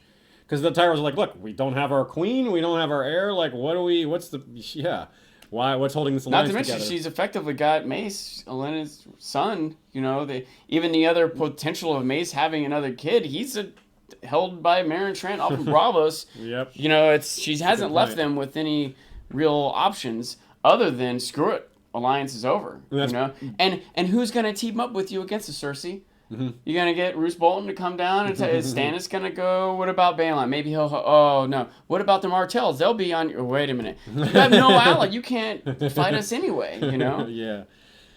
Okay, so what about the actual trial? I thought this was pretty well done. Oh, that wasn't a trial. That was just to see if there was enough evidence for a trial, Aziz. You right. misunderstand. Sorry, that was like an inquest or whatever. So the non-trial... Now, sets up some interesting possibilities. I was not necessarily expecting Marjorie to get wrapped up in that, but it was pretty deftly done to get her incriminated. That was very well done as far as the writing and the way it was just handled by the Faith in general. That High Sparrow is a smart man. He is clever, and he worked that perfectly, and really shows his authority. He's just Tommen again, just put your swords away, guys. I don't know. He didn't even say anything. Just really, and I think, and the High Sparrow realizes that he's apparently a good judge of character. And I don't understand. One thing I don't understand is why Oliver is so smug. He was up there like, yeah, we did it. We did it a lot. Like, they think this is a sin. Aren't you gonna? Well, what are they gonna do to you? He's probably been promised something. Yeah, I don't know. Promise may not be kept. Promise is made by zealots. Yeah, I don't know. Well, the promise might have been made by Cersei. No, I don't want to take anything away from the High Sparrow, but this seems to have been coordinated between him and Cersei. She was ready to go with her comment about what a slight this is to her. You know what I mean? Yeah. She was like... You're probably right. I'm guessing Cersei made the promise. I don't think the High Sparrow would make that promise. He's just too much of a zealot to be like, oh, yeah, well, you'll get off scot-free. I don't think... He might have said something sneaky, but I don't think he would... His character isn't going to outright lie, I don't think. So, at least we haven't been presented that he's like that. He's more of a... Yeah. I'm suspicious of him. At first, I thought that he was going to be this purist, champion of the faith, and there would be conflict between what he thought was morally correct and what Cersei wanted. But I'm starting to suspect, on some level, he does have ambition that maybe isn't straight up corrupt, but that he will make compromises. And that's all it takes. Yeah, that is. If we can get the queen prosecuted for sinning, and let this random dude that no one knows or cares about get off. All right, let's make our bold move on the queen. He might be willing to make that compromise for the sake of the overall faith or the overall... Well, technically, he has done that move on the queen. It's the queen mother that is still out there. Yeah. Well, that's what I mean, Marjorie. He's able to get Marjorie. Oh, I see. Okay, yeah. I meant Marjorie, not Cersei. Gotcha. If we can get the Queen Marjorie, but we have to let this guy go, deal. Let's do it. All right, Cersei. And there was a little bit of a reference there when Littlefinger's talking to Cersei, where he makes that sly comment about, the odd companions that we choose, or something like that. Oh, yeah. And that's just, that to me, that's saying that, like along the lines of what you're saying about Littlefinger working with Olenna. Olenna's the Tyrells are a better ally for Littlefinger than the Lannisters, even though the Lannisters have more power at this point, because, well, Littlefinger can see what's happening. The Tyrells have better situation, like as far as who's leading them. It's like Cersei is not a great leader, and she's in charge now. And look at all the stuff she's doing. She's already done this, arming the faith and all these other kind of bad moves. Like he knows he's good at judging which way the wind is blowing, and it doesn't look good for the Lannisters. But the Tyrells are still, except for these immediate danger to their important people, their power and military are still very strong and well. Never mind the Lannisters' debt to the Iron Bank. which Littlefinger might be a little more aware of. Both That's true. He has Bravasi how much it connections. is and what might be done about it. That's right. So, He's going to be aware of some of those things that Cersei isn't, and he's going to not tell her the things that are most important, that that support his plans, things that he has plausible deniability for. Also, he seems to see, the thing about Littlefinger is that he seems to have some special technology. He seems to have some sort of teleporter where he can go from location. Even in the earlier seasons, he was just goes to negotiate with the Tyrells. The next minute, he's way back north, and he's throughout the show, he's gotten around really fast. travels light. Yeah, he does. Travels light. Travels little. Travels Littlefinger. Okay, let's move on to Winterfell. We have the scene with Miranda and Sansa. We have Sansa kind of being a little timid and then busting out with her insight and saying, "How long have you loved him?" and kind of unraveling Miranda, who Miranda thought she was all like, I'm manipulating you and scaring you. And Sansa's like, "You can't scare me. This is my home." And I think that this emphasis on her home is very important. And she's drawing strength both from her home and from her own gaining sense of perspective and her own gradual maturity and her own realization that she's got to do this on her own. She's got to take the lead. There's not a lot of people out there that are just going to help her, and that's making her into more of a woman. And well, do you have any thoughts on Miranda and Sansa? And she kind of faced down the threats about the dogs pretty well. Yeah. I've said many times I respect Sansa. I think that she's been in as tough a position as most any other character and has handled it as well as most any other character. She's getting better at it too. Yeah, and this is. I once again wonder how much of Miranda is Miranda versus Ramsay through Miranda. Yeah, did he send her? She claims that he sent her there to do the bath, which is makes me think that he sent her to do the whole dog kennel thing. But we know from an interview with Ewan Rian that is not the case. So unless Ewan was just misinterpreting the script somehow, it doesn't fit anymore. Well, also, I don't know. He doesn't necessarily have to say, "Hey, Miranda, take Sansa to the kennel and show her." So he could just drop hints at, "Look, I want to torture this girl. She's my new toy. I still love you. You want to help me? Go have fun." And then she does that or something. You know what I mean? Yeah, that makes sense. And in fact, in general, torture isn't always punch someone in the face. Tell me where the bad guys are. I'll punch you in the face. Torture is a lot of psychological stuff, a lot of incorporating other people, and a lot of patience, and on and on. So, and we've seen Ramsay be quite torturous in many different ways, and I don't think it's beyond him to have Miranda as a pawn in his game with Sansa. Makes sense. And she would certainly be willing to go for it. Yeah. Maybe she's just doing it all on her own. I don't know, but regardless, Sansa's one is facing some formidable people and facing them well. Yeah, I agree. It's good to see. It's not enough. I want to see her gain more agency. I want to see her get stronger. Just more than talking back to Miranda. That's not enough. But it is maybe heading in that direction. It certainly takes a bit of a step back in a minute here. Yeah. But if not a big step back. But let's talk about the wedding first. The scenery in the wedding was pretty cool. The weirwood looked neat. The snow coming down. It was during that scene that I had the realization that some of these Stark Girls scenes they're all in darkness now, at least for the time being. It shows what these dark situations they're in, but for very different reasons. The darkness has a different meaning in both of their cases. And I guess there's not a lot to say about the ceremony itself. It was cool. There's maybe not a lot to think about it as far as things going forward or as far anything that it will indicate for the future. Do you have any thoughts on the wedding itself? I did have one thought. It occurred during the wedding when I was thinking about it, not quite so much about the wedding. Theon, don't get me wrong, Theon is a very pitiful character, all right? Yeah. And I even, on some level, have tried to defend him early on. It's like some of the things he did, like in Winterfell, I felt like weren't different than what many other characters would have done. And maybe I was disappointed to see it come from Theon.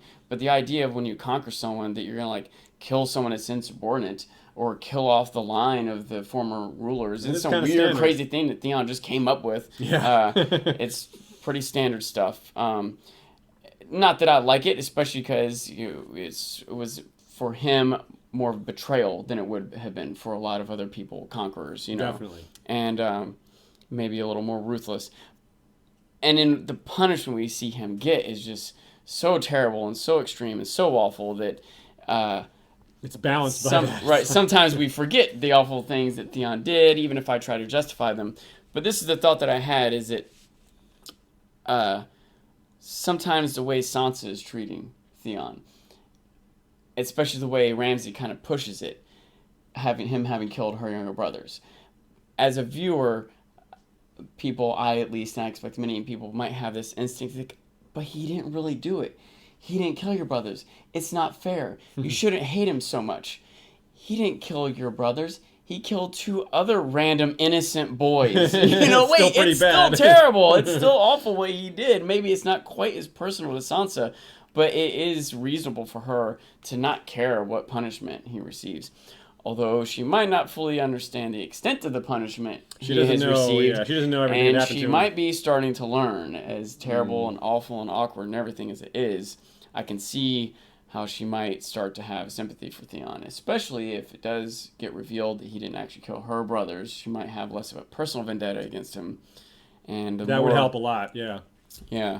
I had been wondering, expecting that Ramsay was gonna do something terrible to Sansa. Theon wouldn't be able to handle it and just freaking kill him.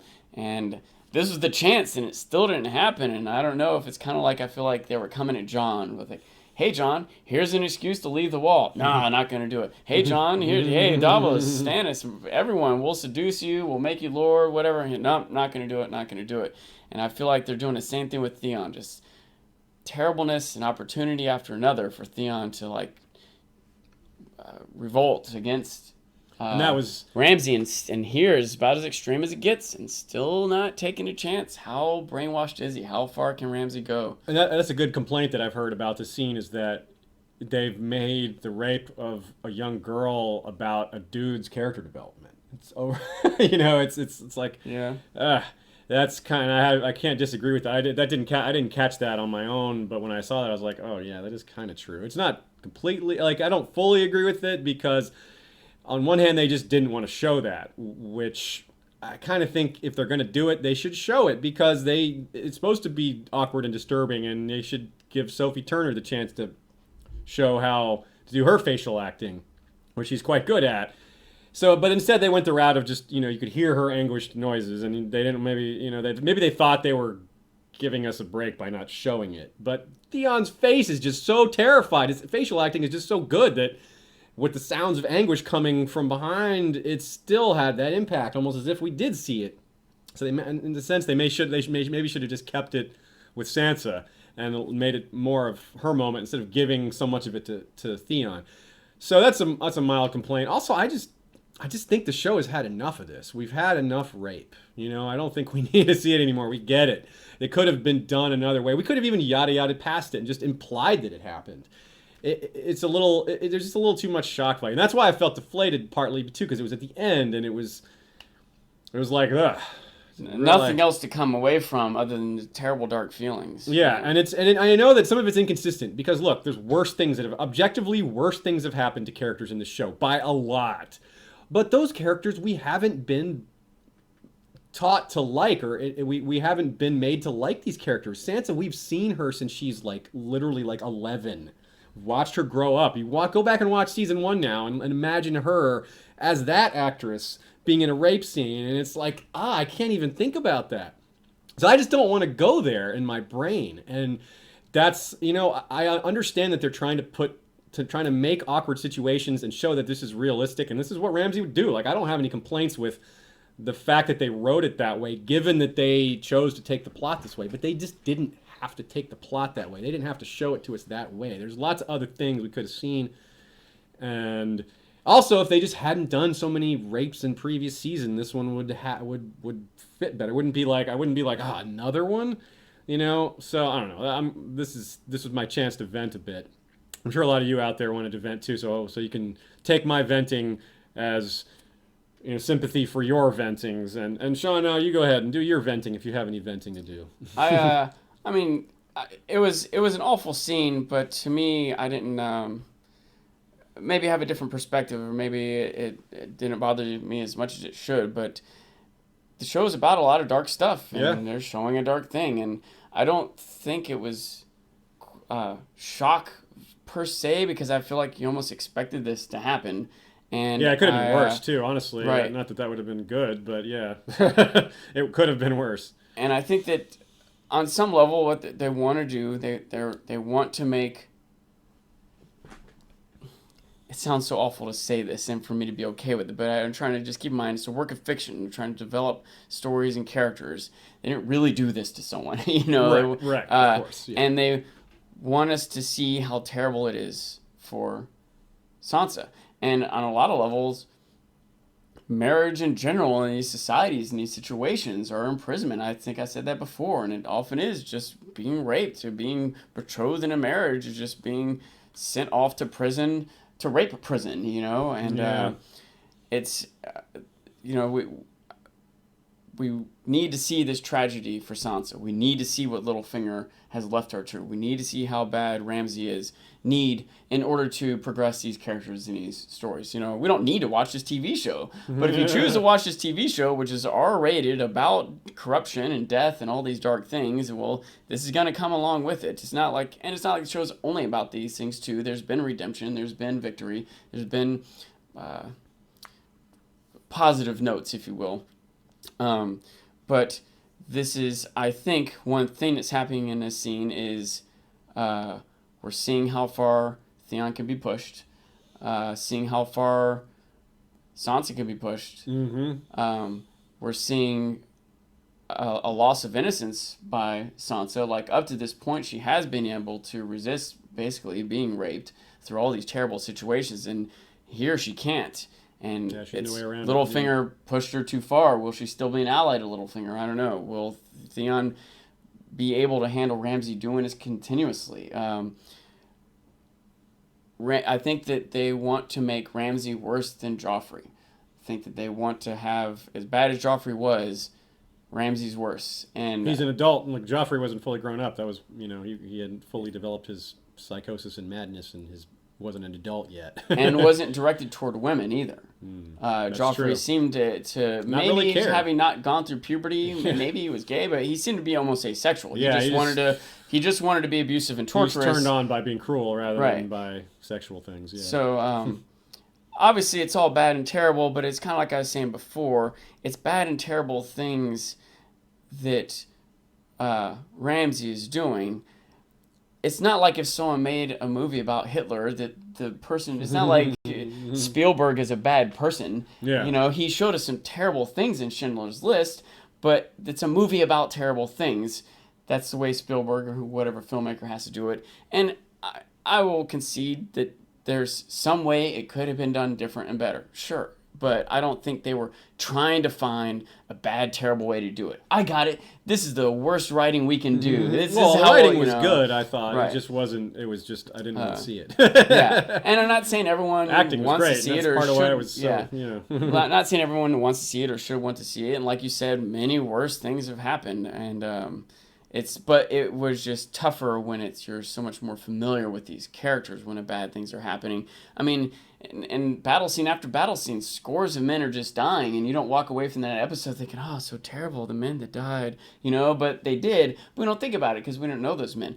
And sometimes men do die that we do know, and it's still bad or sad or terrible. But sometimes people are terribly tortured. Think about what Joffrey did to the women that Littlefinger sent him. Oh and yeah, had that them was torture horrible. each other to death. But we didn't see Right. it. Well, we saw it a lot afterwards. of it. We saw the effects. Spanking. We heard the cries. You know what I mean? Then afterwards, we saw the death. But I didn't think to time it. But I think we probably only saw 10-ish seconds saw her 10-ish seconds of Sansa being raped there. We saw at least 10-ish seconds, maybe a full 2 minutes of Joffrey having those girls torture each other. Right. It's a difference between.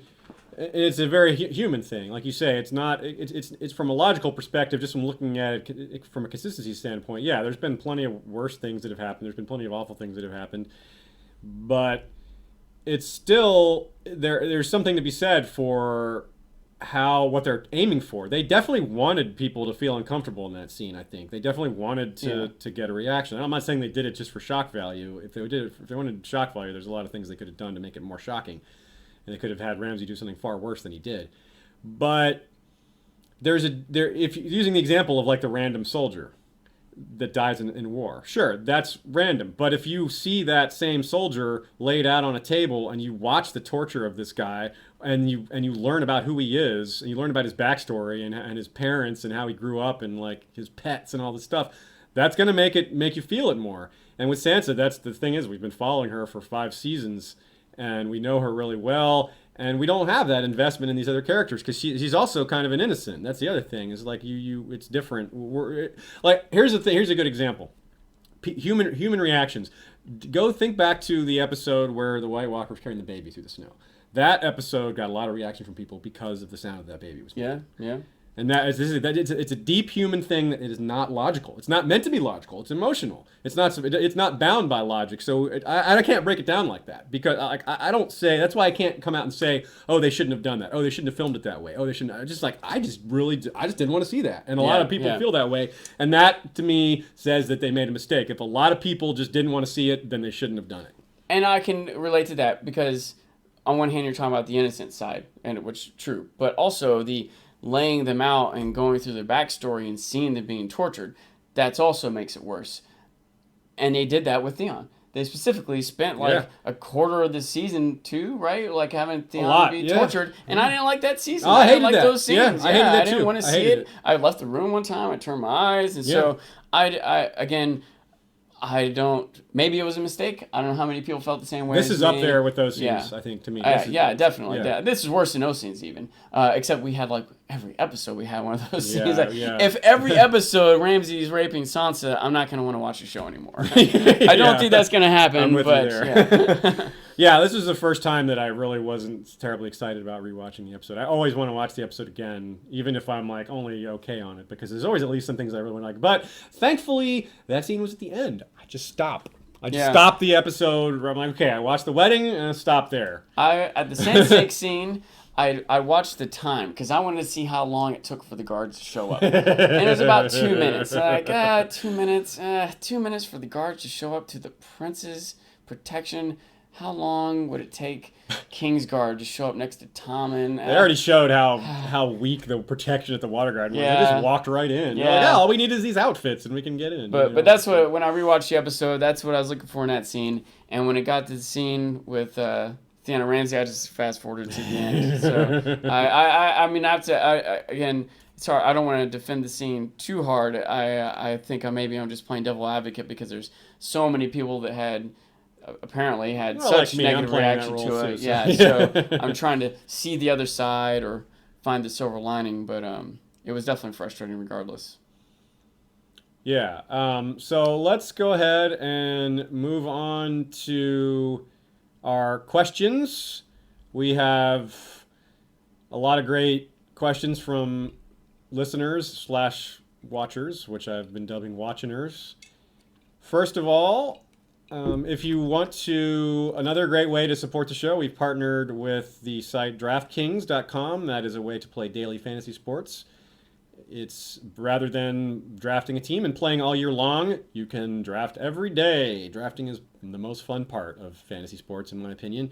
And you can play for small stakes, large stakes, and support History of Westeros along the way. If you do sign up, let us know. Then maybe we can play some games together. You can do that by going to historyofwesteros.com and clicking on the link in the bottom right corner that says Play Fantasy Baseball with Aziz. And enjoy. So have fun with that, folks. DraftKings is now an official partner of Major League Baseball. So that's kind of I was surprised to hear that. You've got like a semi-type, gambly type organization that's actually partnered with a legit sports organization. That was kind of surprising, but that's where it is. So that means they're going to get promoted a lot. The games are really good on there. Lots of money to be made and lots of fun to be had. So go sports. Go sports. Yeah. So we got some great questions here from watchers. We'll start with Amy Tasso. Sean, this question is for you. What was the hardest scene for you to watch? We've kind of just covered that, I guess. Sansa Ramsay is one suggestion, the Red Wedding, or Ned's beheading. You mentioned the Theon torture scenes. So let's say assuming that is the worst for you, Theon torture scenes, is that the worst? Maybe in the Sansa scene, maybe is a little bit up there, or kind of equal. So let's say besides those then, if those are the worst, unless I'm wrong, if those It's aren't tough the to worst. say. Yeah, I don't know. I haven't thought about this question, and it's interesting It's because kind of what makes it a good question. uh, but for example, one of the toughest things to watch was Ned getting killed, but you didn't know it was going to happen when it happened, and I think that's part of why the scenes with Theon being tortured were so bad because especially after like the pattern had been established. Like the first one, not none of them were good, right? But the first one wasn't as bad. But by the third one, like, all right, I know what's about to happen here. I don't want to see the, Yeah. you know, I probably would have to pick. I don't remember each one individually enough, but when he's like, I will say in general, I have a hard time. It's tougher for me to watch a scene, and I'm guessing I'm not too unique in this. Mm-hmm. It's harder to watch a scene where someone is having something painful happen to them that's easier to relate to. Something like having your head chopped off or even having your cock chopped off. It's like, that's just like a thing that happens on TV and movies, right? But like, I've had my finger smashed in a door or sliced open, da da da. So the idea of Theon like having his toes, his feet crunched in that machine, or his fingers being chopped, those are like a little more tougher for me to stomach. And Yeah. and when you kind of know what's coming because you've already seen Ramsay do these things, those are probably the toughest. Yeah, you knew scenes. that Ramsay was going to do bad stuff. It was only a matter of what. But what about Ned's beheading? You didn't see coming either. What about Yeah, the I Red was gonna Wedding? Was say. that? Red Wedding was obviously tough, but again, you didn't quite see it coming. It did drag on for a while. The toughest moment of that for me, I think, actually was when Caitlin cut Walter's Wife's throat. wife's throat, because that was Caitlin losing her innocence, if you will. That was her making a promise that she shouldn't have made, because now you have to keep it, and she did, and died for nothing, and that was all pretty terrible. But as far as like sitting through it and watching it, especially because sometimes even the terrible scenes, there's lots of tension to them, especially when something happened without violence, like the way Joffrey would treat Sansa sometimes. It was like awkward or scary to watch. But when it gets to actual violence, especially when it's kind of been built up to and you kind of know what's coming and you can believe it's happening, relate to it on some level maybe, the toughest thing, and it drags on long enough, I think was actually when Joffrey had those girls torture each other. I think that might have been. Yeah, that was. This is bad. not necessarily a thing I want to dwell on too much. Yeah, right. But Okay, let's move on. Next question. So let's talk. Okay, we have Clayton Gardner points out that we mentioned the parallel between the Roose and Ramsay childhood chat that was very similar to Tywin and Tyrion. It was also an interesting parallel to Shireen and Stannis. That's a pretty neat thing where we have this parallel of Stannis turning out to be actually a good father after all, whereas Roose is just being cynically motivating his son for his own ends. I think just like Tywin was motivating Tyrion, and I didn't really catch that. That's a pretty cool parallel. It's like a counter. It's like point counterpoint. It's like Stannis, pretty good guy. Roose, bad guy. Yeah. That's pretty neat. There's a little under parallel. Did you catch that at all, or did you consider the comparison between those two scenes? I didn't particularly catch those, but I did have some notes, some thoughts that I had from the prior week, or maybe developing in my head in general. One is I feel like there are a few kind of thoughts kind of coming together here. One, at one point we had half a dozen at least different people on some level contending for the throne. Yeah. You had Joffrey, Renly, Stannis. You could say War of Five Kings. Balon was fighting for his own independence, right? Yeah. Dany. Maybe even you could count Mance. Sure. So lots of these different characters being developed in different ways, but it's really kind of like the field's been narrowed quite a bit now. It's Tommen, who isn't really being featured much as a character, really Cersei really fighting for Tommen, Dany, who isn't so much even vying for the throne of Westeros at this point, maybe as a long-term kind of thing, but still trying to be a leader, if you will. And Stannis, who is probably most actively vying for the throne, right? Yeah. And some interesting differences and similarities to these characters. One, Cersei and Dany's council is dwindling away. It's down pretty much to just one each, right? Maybe two. Cersei has Qyburn and Pycelle, and she's trying to get rid of Pycelle. And maybe she's on some level bring Littlefinger into the fold, but she's pretty much rid herself of almost all her closest advocates. Even Meryn Trant gone, Mace gone, so on. Dany has also lost most of her close counsel, but she did send Jorah away, but other people have been like killed off or endangered or whatnot, rather than being sent off like Cersei.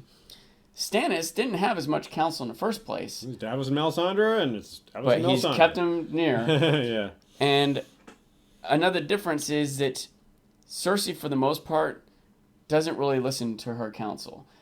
In public, in a meeting, everyone will say what they want, but then she's just going to do what she wants to do anyway. Yeah. And in private, she'll tell them off left and right. Dany, in public, everyone's like afraid to say anything to her. In private, they'll console her. She'll listen to what they have to say, although hit or miss whether or not she listens. Stannis listens to what he's told. He takes the counsel of his counselors, public or private. Davos is not afraid to tell Stannis what he thinks.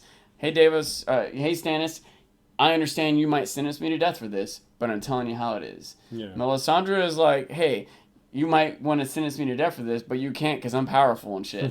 So listen to what I have to say. Like people are on some level, I want to say willing to stand up to him, but it's not so much willing to stand up to him as they know him well enough that he will listen to the good advice even if it means their own peril. They trust him, they respect him enough to put themselves in danger to give him the right advice. And he is willing to listen to it. He's not prideful enough to be embarrassed about changing his mind or being called out in public. He's going to listen to the advice and make a good decision. He's willing to change his mind. Interesting differences between those three characters, their counsels, how they deal with them. Now, a little bit more back to this question. I think I made the parallel last week about the difference and similarities between Stannis, Tywin, and Roose. And how they're all sort of cold. Yes, but in the end, Stannis is good. And I do appreciate that. I think they all get good dialogue. They all are wise, clever, intelligent. Their interactions are entertaining. But in the end, I think Stannis is a good man. And I certainly find myself rooting for him. There's a part of me that, wants to have Roose scenes. He's also a man of few words. He gets a lot more across with a lot less dialogue. That's true. But it's entertaining. It's definitely entertaining. His subtle expressions, his little one-liners. Stannis gets his fair share too. It's true. Stannis actually gets, I'll make a very rare, not really book spoiler, but Stannis is a lot funnier in the books. He's got a lot of great one-liners. He's never trying to be funny. But, He is. But he just is. Yeah, Shay and I recorded an episode called The Wit and Wisdom of Stannis Baratheon where we go through all these great quotes of his because we actually think he's funnier than Tyrion or Dolorous Ed or any of these other guys. But you'll have to watch that video to see if you agree with us. Now, Sir Pohi points out that something that none of us had caught, very good catch. It doesn't have major plot implications, but it's very cool to notice. Remember when Qyburn was found? Do you remember where he was? Harrenhal. He was found at Harrenhal on basically on a pile of corpses. Yeah. Who killed everyone there? Sir Gregor. Whoa, that is some irony. So he's experimenting on the dude that should have killed him. Or tried to Somehow kill he him, survived, and Qyburn made that strange. She says, "Oh, you're lucky to survive." Talisa said, "Oh, you're lucky to survive," and he goes, "Yeah, lucky." So he did something. I don't know what he did. He made it clear that it wasn't luck. He was playing dead when he dosed himself with something to make himself pass out, or I don't know, but it was pretty interesting. Nice little connection there. Maitu Peneth wants to know who is sending news about Dany to Castle Black and elsewhere. We briefly touched on this before. We didn't really have a good answer. I've thought about it a little bit. Could it be Varys? Could Varys be kind of preparing the realm to know who she is, letting it be known? Certainly Varys knows where everybody is for the most part. If he knows Maester Aemon is up there, he might be like, well, I want to let him know. He's a Targaryen, stuff like that. It could be Littlefinger sowing chaos, getting people afraid. Maybe if he gets Cersei and the Tyrells and Stannis to worry a little bit about Dany, that might slow them down a bit. Maybe that's good for him. I didn't actively think about this. I think I did have sort of a flashing thought. Thinking about it actively now, I'm wondering if maybe there was some intent or design or someone might have been motivated. But I sort of assumed that it was just like a routine transfer of information. That maybe even that the Meisters are just take it upon themselves to educate each other about news of the realm. Yeah, yeah. I don't know if that's likely or ever discussed in the books, but that's sort of what I, in the back of my mind, assumed is just standard transfer of information among the Meisters. Yeah, it could be. It could be. That's definitely possible. It's worth thinking about if there's anything else to it. But yeah, it really could just be the Maesters. Okay, Dennis Duffy, 21st Century Beeper Salesman, nice name there, wants you to compare the scene that you said was one of the worst things Danny has ever done, if not the worst thing she's ever done, to nailing 163 slavers up to posts and suggesting that might have been quite a lot worse. Yeah, because they actually died in pain, whereas this guy at least died quickly, and there was more of them. I will. I think that's got to be worse. Except here's a couple things. Thoughts on it. I still think that is worse. That didn't occur to me, and it's another example of something that's terrible. That's more terrible than Sansa being raped. But it was so. It was done to people that we hate. Right. They're slavers. We only really kind of saw it happen to one person, and we didn't really see it happen. It was people we didn't know anything about. Yeah, they're just kind of. And they were kind of default bad guys, so it's okay to do it to them. They're all slavers. Yeah. We all hate slavers. Yeah. They're all slavers, right? All of them, for sure. Is it possible that any of them, like their dad just died yesterday and they inherited it and they didn't want to be a slaver in the first place? Did any of them get a trial? It's possible. It's absolutely possible. No. And that's the point that his daughter was trying to make. Right, and that makes it even worse for her to have done that, I think.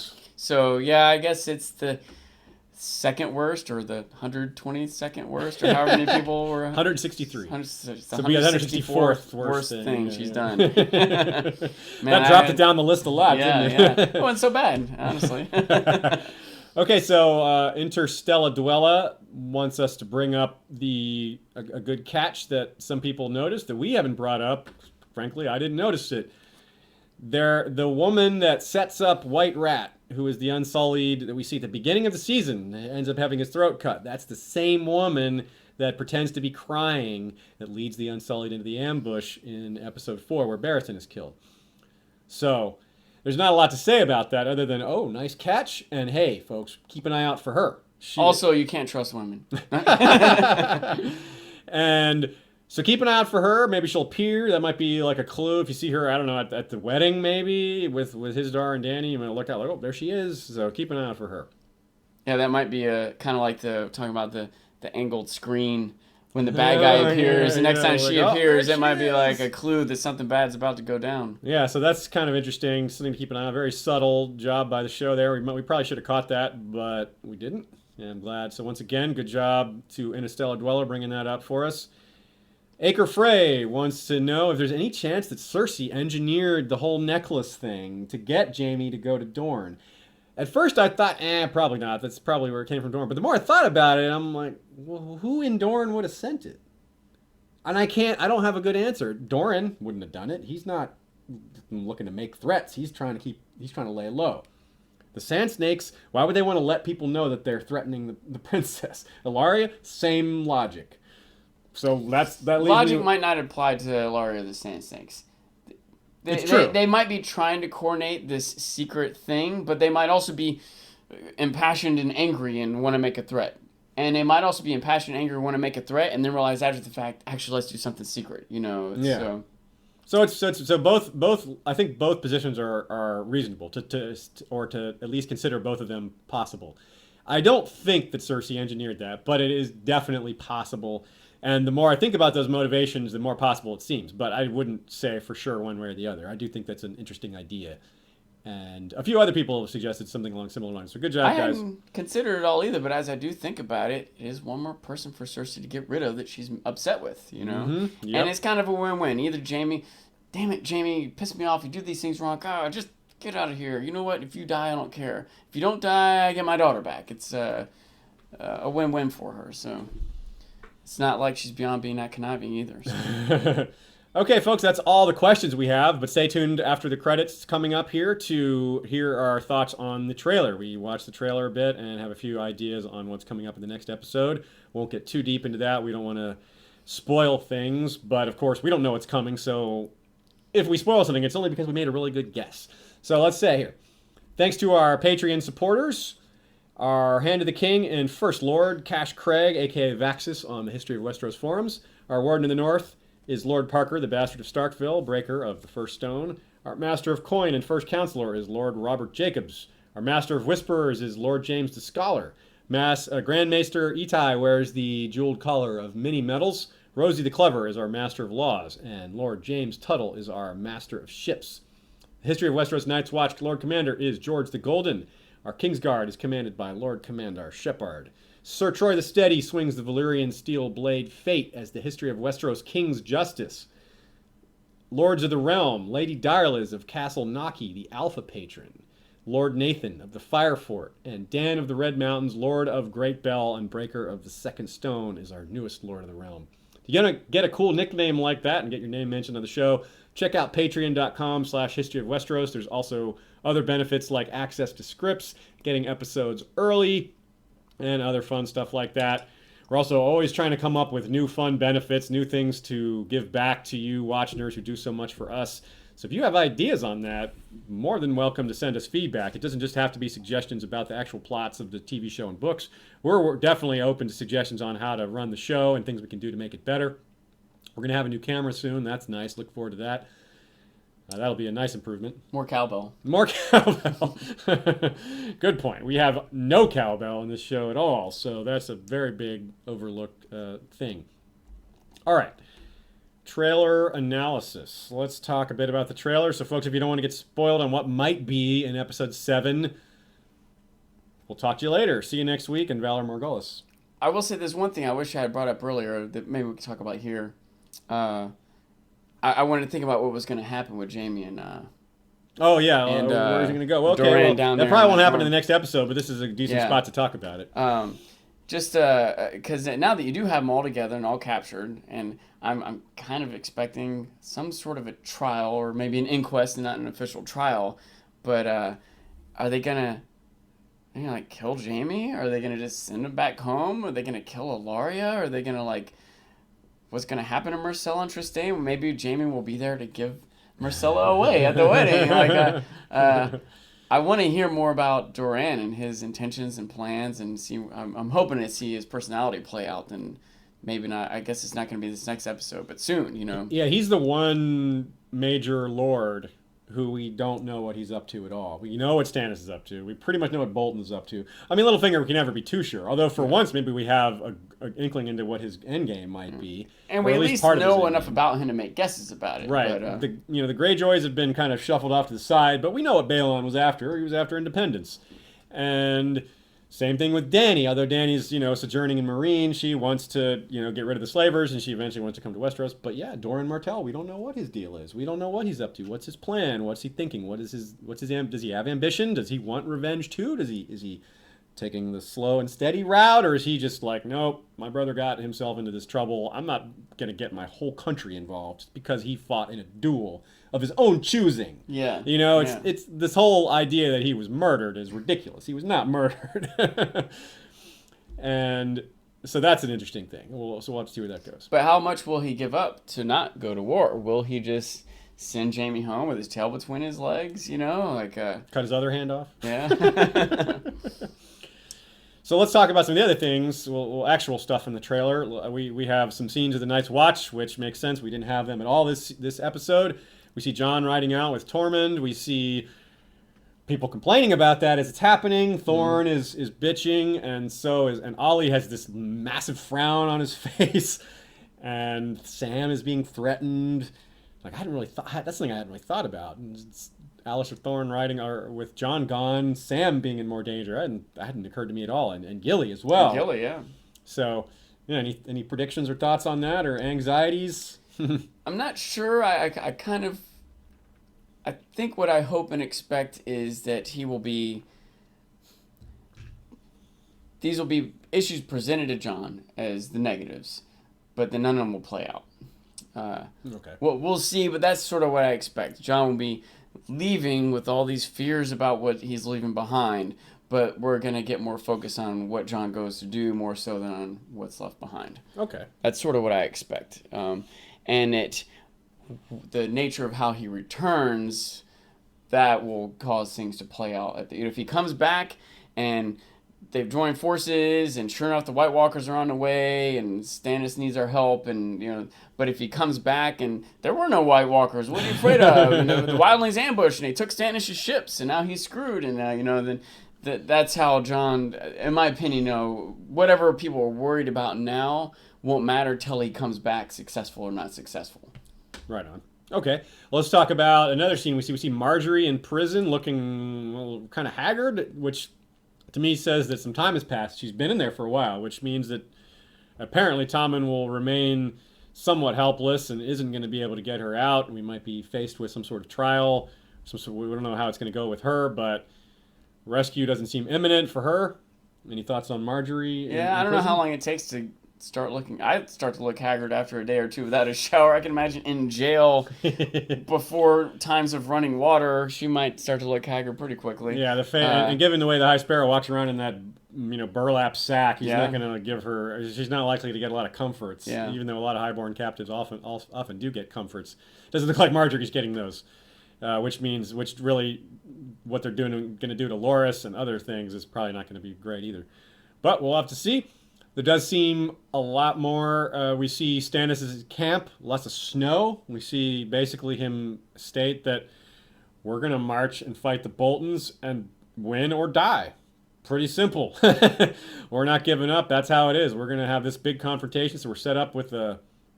What's interesting is that we're set up to have this big fight, apparently, but hasn't been anything to tease that there's an actual battle scene. Nothing in any of the trailers, nothing in any of the preseason stuff, nothing. There's nothing I've seen that indicates there'll be a battle this season. You know why? It's not going to be, because Melisandre's going to sacrifice Shireen for a demon spirit that kills Roose Bolton. Whoa.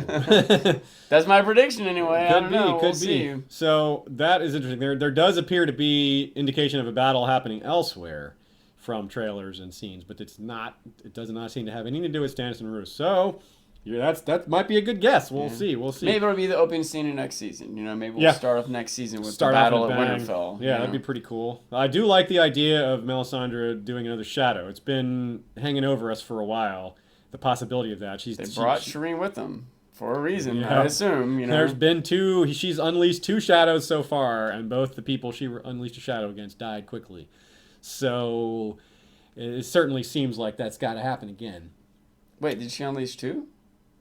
Yeah, she unleashed one at Storm's End. Or was that only in the book? I think that was in the book. Anyway, yeah, you're right. They compressed that to one in the show. That's why it's hard to keep these things in track sometimes. But yes, that only happened in the show. Oh no, I spoiled it. She sends out two shadows in the books. That's not a big spoiler. Anyway, so Bolton versus Stannis, not a whole lot to predict there. Just looks like they're headed for a big showdown, and they're really trying to emphasize that. Now, Sansa and Theon talking together. And she's telling him that they have friends in the North. Just the fact that she's talking to him and kind of conspiring with him is interesting of itself, because just in this last episode, she was like, you're not touching me. So one thought I have on that is that maybe Theon is, like you said, maybe Theon has revealed to her that her brother's alive, that brothers are still alive, because that would certainly help them. Like, she's still not going to like him, but that would take away a lot of her reason to hate him. A lot of it. There'd still be a lot left, but that's a huge thing taken off of the shelf there. But it's also the fact that they're both just in a really horrible situation, and who else is going to help them but each other? So it could be a little of both. Could be just the latter. Could be the former. What's your take on that?